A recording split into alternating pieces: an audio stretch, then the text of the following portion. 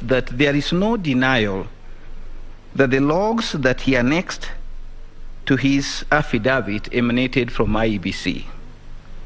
The only contention being raised is how did he get them? That contention, in our humble submission, has no merit, considering, as he puts in his affidavit, that he was the commissioner in charge of ICT at the commission.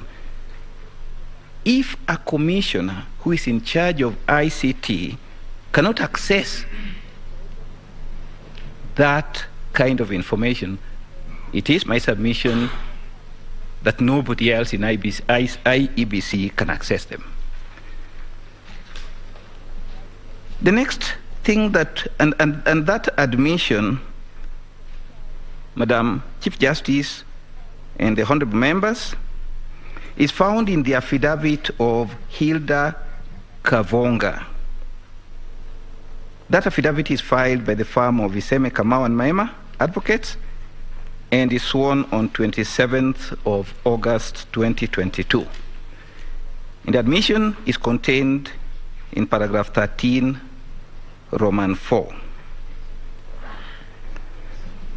Beyond that, Madam Chief Justice and the honorable members, there is also an admission, and this, according to me, is a serious admission. There is an admission that the server was accessed by a foreigner by the name Gudino Omar, as mentioned in the affidavit of Justice Nyang'aya.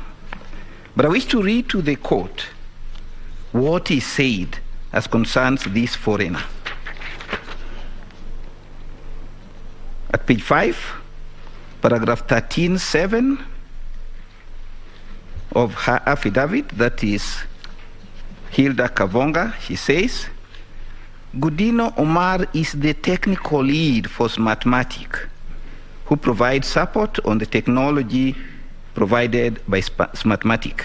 He's the technical deployment lead, and then in paragraph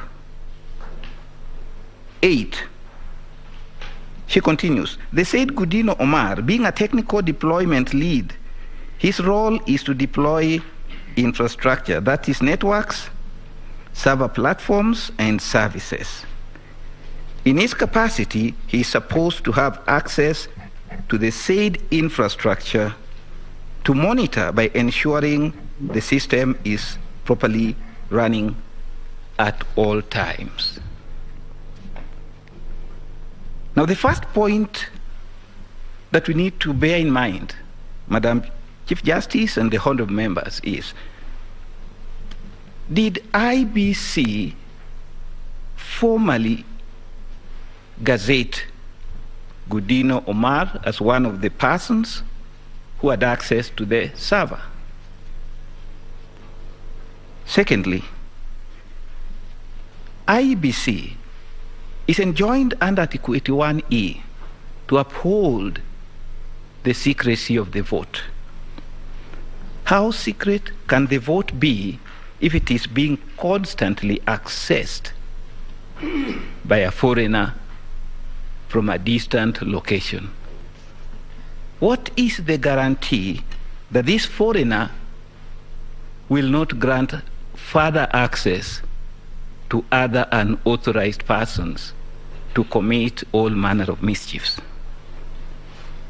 But more important, Madam Chief Justice and the honorable members, is the complaint by Justice Nyang'aya that Gudino Omar was uploading and downloading forms. There is silence with regards to that issue. Then there was the contention that other unauthorized IEBC staff also had access to the server. And their names were provided, Madam Chief Justice and the honorable members.